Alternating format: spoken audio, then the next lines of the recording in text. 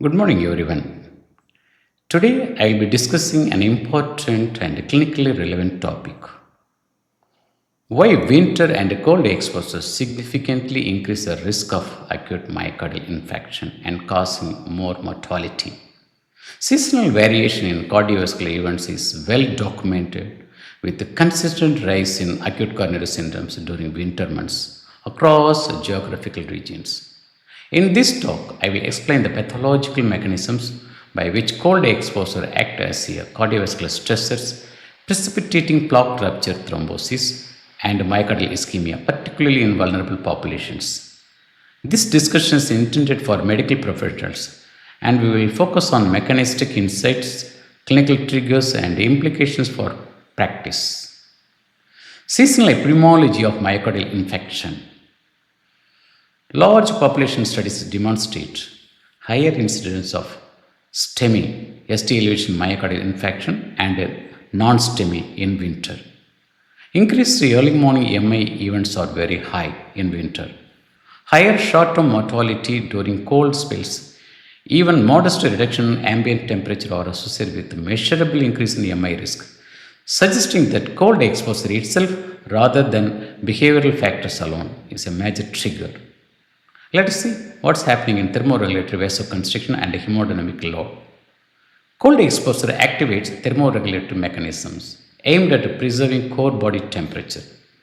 This is mediated by primarily through sympathetic nervous system activation, alpha adrenergic vasoconstriction.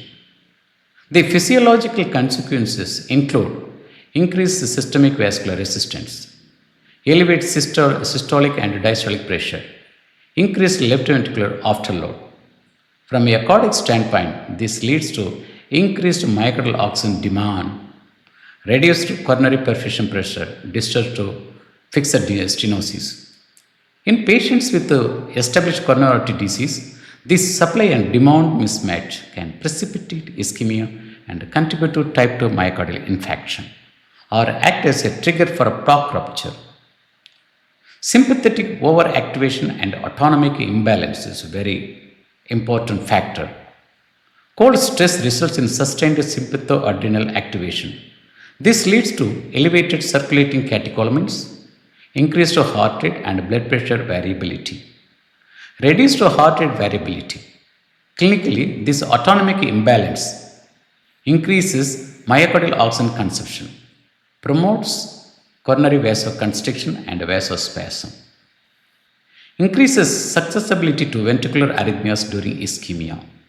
This mechanism is particularly relevant in smokers, patient with the endothelial dysfunction, patient with variant or microvascular angina.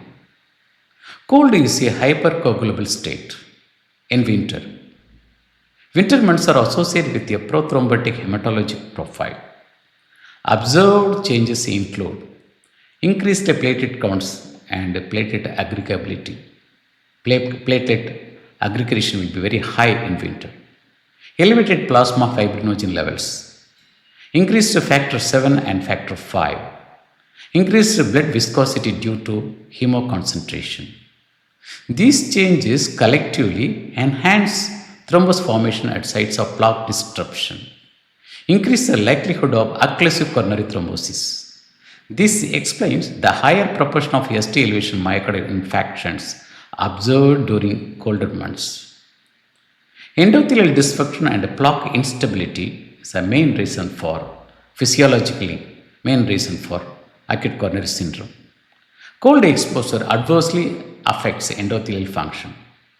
Mechanisms include reduced nitric oxide bioavailability, increased oxidative stress, heightened inflammatory signaling, seasonal increase in C-reactive protein, interleukin 6, and other inflammatory mediators promote endothelial activation, increased shear stress at plaque shoulders, destabilization of thin cap fibroatheromas. This environment favors type 1 myocardial infarction due to plaque rupture and thrombosis. And another circadian blood pressure variability happens in winter.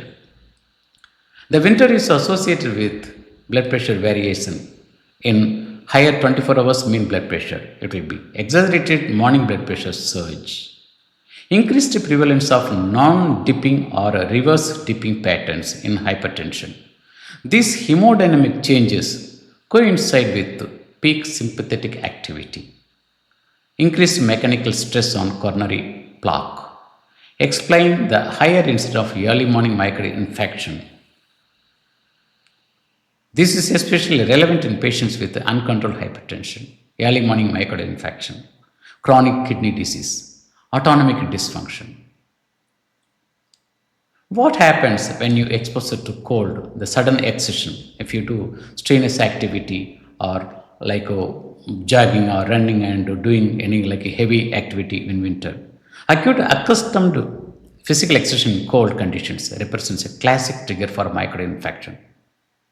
Examples: snow shoveling, heavy lifting, sudden brisk walking in cold air. Pathophysiologically, this results in abrupt rise in heart rate and blood pressures. Increased catecholamine release, marked increase in coronary shear stress. This combination is particularly potent in triggering plaque rupture in susceptible individuals.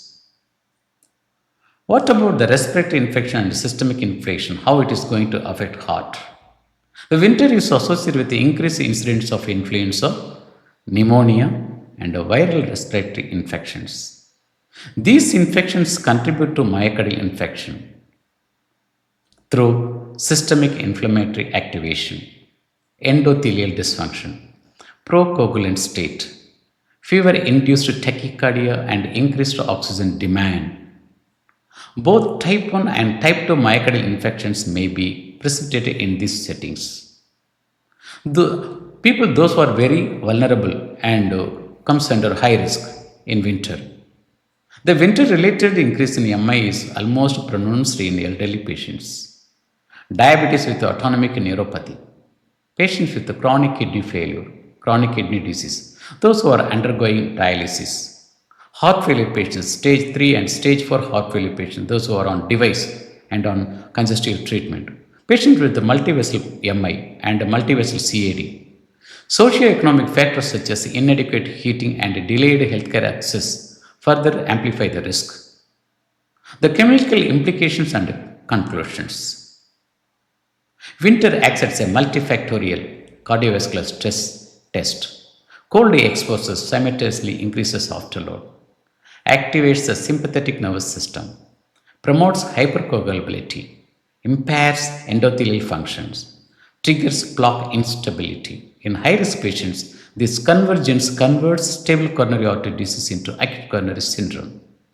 From a clinical standpoint, winter should prompt aggressive risk factor optimization, reinforcement of medication adherence, blood pressure monitoring, counseling against cold exposure and sudden exertion.